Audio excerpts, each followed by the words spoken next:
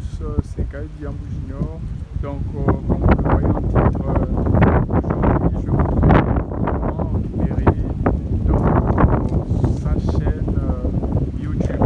Et nous sommes à l'appel des rois.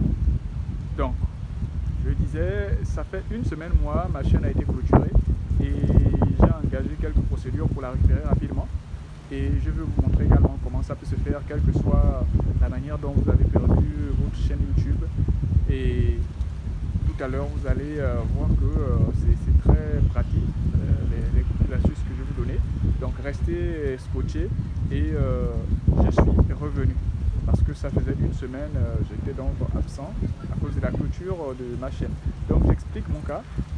Il s'agissait pour moi de la réclamation donc concernant l'atteinte au droit d'auteur. Vous savez que YouTube, quand vous avez 3 réclamations donc d'atteinte au droit d'auteur que quelqu'un vous a envoyé, une œuvre donc qui n'est pas à vous, on clôture votre chaîne définitivement.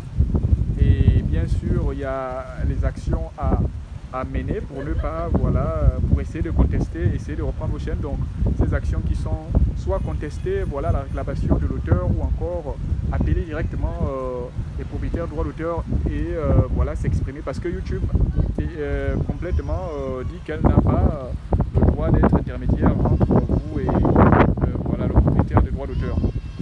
Donc concernant mon cas, voilà, il s'agissait de l'œuvre écrite de James Allen, donc qui est un auteur américain, ok, décédé dans les années 1902. Hein. Son œuvre, c'est l'œuvre concernée est L'homme et le reflet de ses pensées. Okay. Et aux États-Unis, les droits d'auteur qui sont valables. Donc, pour l'auteur et ses alliés, donc au jour du décès de l'auteur, donc on calcule 70 ans. Son œuvre est encore donc dans le domaine privé, c'est-à-dire appartenant à son auteur. Et après ces 70 ans-là, l'œuvre est donc désormais dans le domaine public.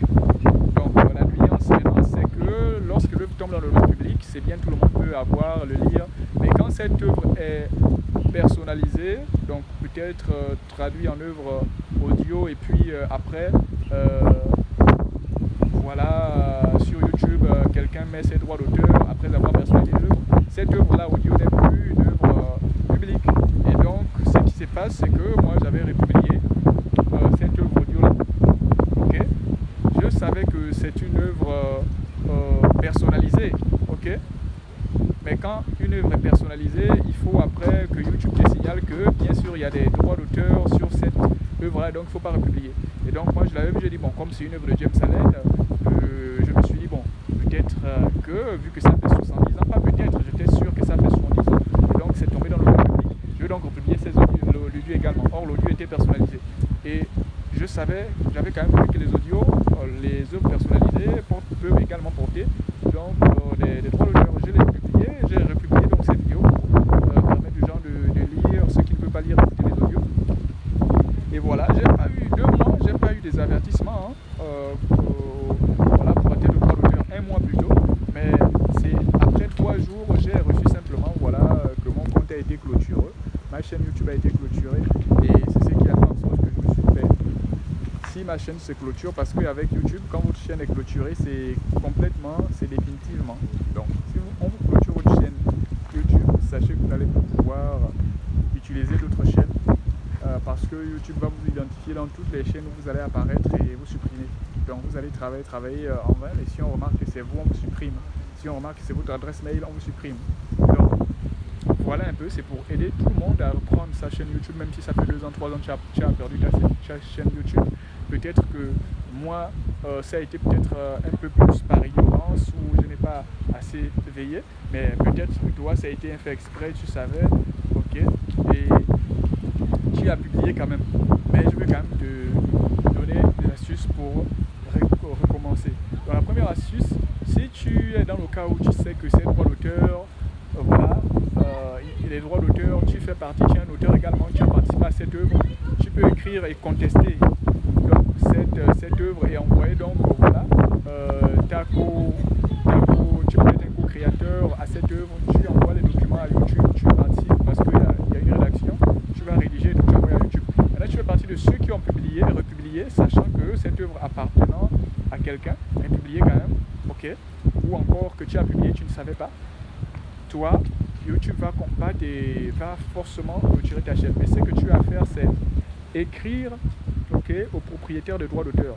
Donc, ce que YouTube va faire, c'est que quand ils vont t'envoyer un mail pour dire que ta chaîne a été clôturée, on va t'envoyer également, tu vas voir au bas du mail, il y a l'adresse mail du propriétaire de droits d'auteur. Et là, c'est que tu feras ce que tu vas écrire au propriétaire de droits d'auteur. Tu vas simplement écrire et dire au propriétaire de droits d'auteur, voilà, que tu es désolé. Si tu l'as fait exprès, que tu utilisais ces vidéos pour essayer de, voilà, avoir peut-être des vues, mais que tu ne savais pas que, voilà, ça porterait atteinte à ta chaîne, et tu es désolé, tu t'excuses et tu envoies que tu voudrais en fait recommencer, voilà, à produire de nouvelles vidéos originales et supprimer, voilà, toutes leurs vidéos, qu'ils t'aident à retirer eux leurs réclamations afin que YouTube te laisse supprimer les vidéos et recommence, voilà, à te laisser tourner tes vidéos. Donc écris au propriétaire, mais n'écris pas une fois, écrivez-les 3 fois par jour, donc pendant une semaine.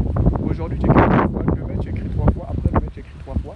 Tu les écris au fur et à mesure pour qu'ils voient les vidéos, parce qu'ils peuvent ne pas voilà, suivre vos mails si vous envoyez une fois. Et si vous envoyez 2 fois, ils peuvent, voilà, commencer à regarder, et ils vont t'envoyer un audio, ou encore j'ai même un audio, un mail pour vous dire bon, ok, voilà, retirer.